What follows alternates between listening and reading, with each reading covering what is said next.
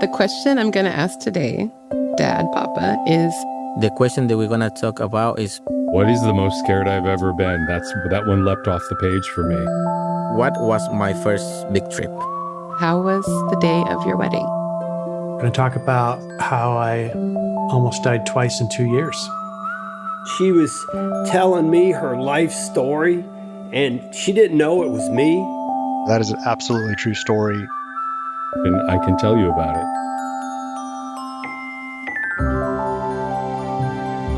Welcome to the Storyworth podcast.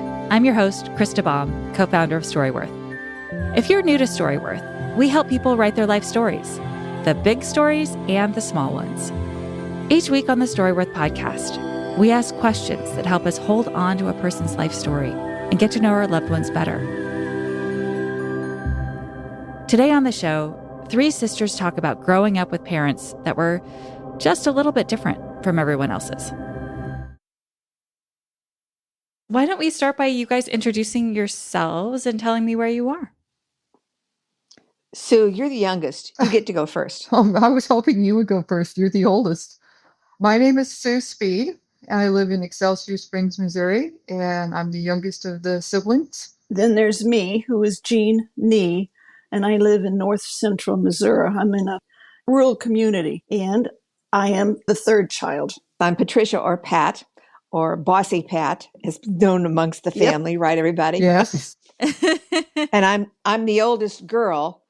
So I live in the Boston area. I lived in the city for many years, but I'm living just outside the city these days. Okay, so you're the only sister that left Missouri, it sounds like. That's correct. Well, the question we're going to talk about or focus on today is, when did you first realize that your parents were different from other parents around you? Tell me about that.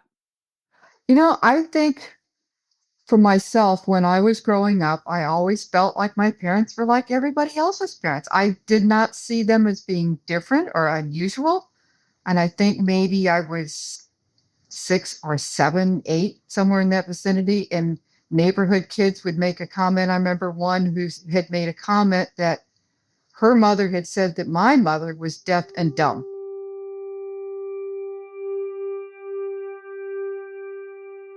And I was angry and offended. Ouch. And I didn't understand the term dumb, as in she couldn't speak. And I knew she was deaf. It was just common knowledge. Like your mom has blonde hair or whatever. Yeah. And then that was not a problem for me, but I was very offended. And she said, no, it means that she can't talk. And I said, well, no, she can't talk, but she's not dumb. Yeah. We should set the timeline here for these. The terms are definitely out of fashion now. You would never say deaf and dumb. No, you wouldn't. What year are we talking about? The early 1960s for me. Okay. I first realized I had a really close friendship of a little girl who lived kind of across the street and behind a house. And her name was Betty. And it was such an odd thing. She asked me one day, how's it to live with deaf people? And I went, just like living with hearing people. It was just normal. Uh-huh. We were able to get our thoughts across. We were able to communicate. We knew what to do. So it was not unusual at all for me. Our father, he lost his hearing when he was 20. So his situation was very different than our mother, who lost her hearing when she was 2. But our father felt very strongly that we children needed to be exposed to a lot of language. So he often had, we were integrated into our neighborhood, which was all hearing people. We were integrated into particularly, the family's life, the extended family. Tell me about your mom and dad. How did your father go deaf? What was his backstory? My father had bacterial meningitis when he was about 20 years old. He had, I don't know how much you know about that. It's pretty well controlled now with antibiotics and things, but it's a very severe infection of the nervous system, really. And it can kill you. It can make you blind. It can paralyze you. It can deafen you within hours of getting it. So he was, from what, anecdotally, he came home sick in the afternoon, and by 6 o'clock that afternoon, he was totally deaf. Oh, wow. So it was quite a devastating thing for him. He grew up in Oklahoma City, and he had just been accepted, I guess, into what was then, this was 1930, the Air Force Academy. Mhm. And he had been before that a barnstorming pilot. He was quite the guy. And of course, that ended all of that. And I think he must have had quite a struggle coming to acceptance of what his changed life was. I'm sure. His changed life also included that not only did he lose his hearing, but he lost probably half of his body weight. Yes. He had to learn how to walk again. He could not stand up and walk. When he was sick, he was sent out of the Oklahoma City proper and sent to what was called the pest hospital outside the city limits, where they put very contagious disease people, and there was really no expectation that you were going to come out alive. Wow. He lost so much weight that when he came home, his wristwatch that he had just gotten that you would fit on your wrist would slide all the way up his armpit. When he came home, he wanted to learn how to walk. He was a very determined person, and he was embarrassed to go have anyone see him be so weak and not be able to walk. And he walked in between his parents' garage and the neighbor's garage, which is, 20, 30 feet apart, something like that. And he would practice in the dark walking, and he would bounce off of the two garages. So your dad could speak, so he could communicate. Did he learn to read lips? Because other people weren't doing sign language, right? Or was it all, did people write down what their thoughts were and then he would reply? How was he navigating the world? He would put his hand on a person's throat and his thumb on the vocal cords, and he could feel the vibration, read the lips, and he could figure out most of the time. Sometimes he was very creative and he put words in your mouth. And then when he met my mother, he learned to sign. Okay. I think my mother taught him sign language. Well, Jean, how about you? Do you know your mom's story? What happened to her when she was 2? She became very ill. She lost her hearing. She had spinal meningitis when she was 2. She went through a series of childhood illnesses. And I don't know much about the spinal meningitis, or the only thing I'm really sure about is when she went to St. Louis for the School for the Deaf, and she was taught how to do American Sign Language. Okay, so the sign language, not just finger spelling. She was... Right, which as she aged and she had a family, she really did not like to use it. And when we were out in public, we really did not do anything that would draw attention to her deafness. Correct. She was embarrassed about being deaf, and she didn't like people. She'd like to go out into the world and pretend that she was hearing. And she did all sorts of stratagems to do that. And it was very apparent to all of us that if you started signing to her when you were out, she would grab your hands and put them down. And it was I understand. Not here, not now. Well, she couldn't speak either. Yeah. She probably could speak as a very small child. But then when she lost her hearing, she lost the speech along with that. We're talking about for her, 19, 15, 16, 17, and they didn't do that for children. Then in today's world, she would have been taught to speak.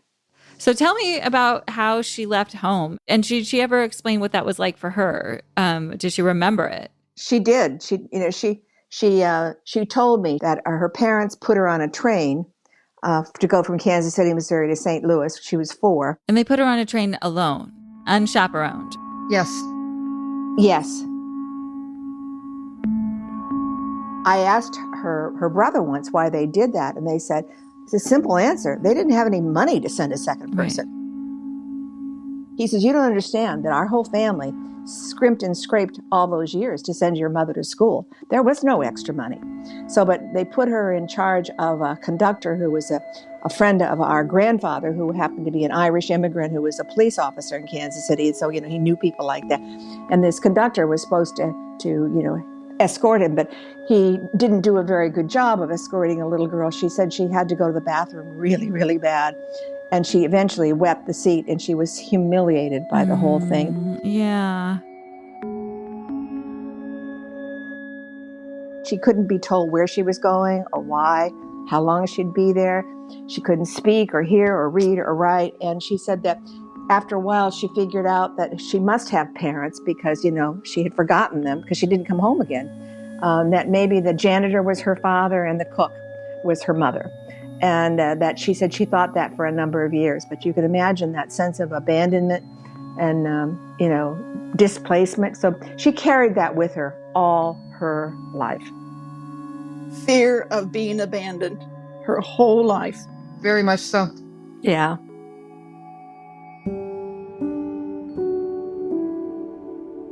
I hadn't actually really thought about her not knowing. She can't hear an explanation. She can't read yet. Yes. You know, just suddenly being thrust on a train and left behind, and that's it. It is heartbreaking.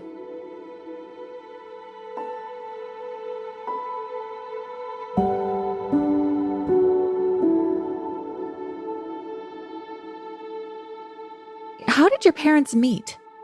My mother was involved in a deaf club in Kansas City, and she was actually had a starring role. There was a picture of her posted in the Kansas City, I don't know, Star Times, whatever it was at that time. Miss Virginia Kuhn will be performing in the role of whatever, and the show times and dates. And my dad met her through that. And what kind of a performance? Was she dancing or? It's probably acting. Okay. Through ASL, a deaf performance. I love this. They met and fell in love, and I think they were very in love for many years. They got married in June, and then the following March, they had their first child, who died within 24 hours of his birth.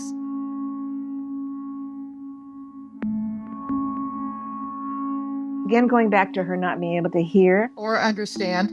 Nobody ever explained to her what happened. My father's family blamed her for the baby's death, that she didn't take good care of herself. Oh, that's so unfair. I know.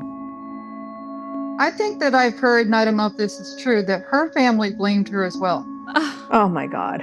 The baby's death was her fault. Was that just about a prejudice about has anybody with a disability not being able to do it? It was so pronounced that my father's sister and his sister-in-law wrote a letter to our father saying that they weren't sure that Virginia, our mother, could care properly for any children in the future, and that when our brother was born and then I was born, they offered to take us.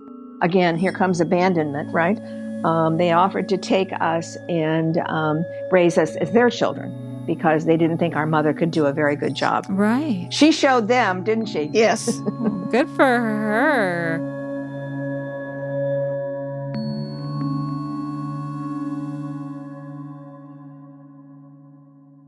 I am very curious about mothering strategies that she put into play. So much of my experiences are like, oh, do you hear the baby? What's that? Was listening. And also, you think about like if there's a chest cold, there's things that I just rely on. Maybe if I didn't have that sense, I would rely on other things. But how did she run her house with kids without being able to hear? Also, now that I have older kids, it's not so much what they're saying to me, it's how they're saying it to me. So I'm wondering how that worked in your house. Like, how did she mother? She was very physically close to all of us. When the baby was little, the crib was right beside her. She was pretty present with us all the time. I remember Mom as being very affectionate when I was really little. I remember her hugging and cuddling and, just being Mom. And then as I got older and into school, some of that, abandonment challenges, that's what I remember as a really little kid. And then, as I got into my bratty teenage years, she and I butted heads daily, and I just learned workarounds, because it was easy. She couldn't hear me, and she had, she didn't drive. She couldn't follow me. Did you ever take advantage of the fact that they couldn't hear? Oh, all the time. Oh, gosh, yes. I don't specifically. I know I used to play loud music, and it was great. And my friends were envious that I could play the music as loud as I wanted. I remember wanting to buy a record player in the worst way. And I had saved money to buy a record player and to buy some albums. The Beatles were out, and I loved them. And my God, you would have thought I wanted to buy a expensive car or something. It was just a big friggin' deal. Why? Why did you want that? She was one thing. I remember when I suppose we all took piano lessons. I did for sure. And God bless her. I remember going to piano recitals. In this little church hall. Of course, yeah. And my poor mom would be there sitting through all those interminable people playing tunes. And of course, you couldn't hear a peep of it. But I was proud to have her there and so thrilled she was there for me. And she would clap for us. I remember being very, I probably would never have expressed it that way as being touched, but I certainly was, and I certainly am today, of what an effort she put into being a good mom,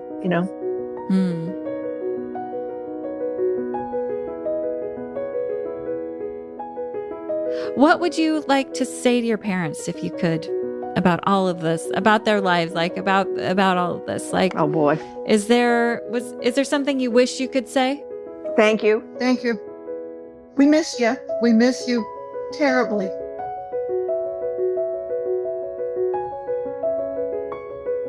Krista, one of my emotional stories about my parents is that my mom and dad had gone and had dinner and did whatever. Probably didn't do anything special. They came home. They had watched television. They watched Law & 12. And my mom had commented to my dad, "I wonder what music sounds like." Oh. And then she went to bed and tell her what Dad said. What did Dad say? Dad said, "Don't worry, someday you will hear what it sounds like." Oh. I don't remember that part. I didn't know that part. That's what he said. She went to bed and she died and she never woke up. No, why did you have to tell that story? That is just so emotionally lovely to me that Mom finally gets to hear music. She would, sometimes in the car, and, I'd have the car radio on, and she'd put her hand on the dashboard to feel the vibrations, and she'd say, "I wish I could hear it." And she'd have this sweet little smile. "I wish I could hear it. I can feel it." That's beautiful, but I can't hear it. It was such a tremendous loss.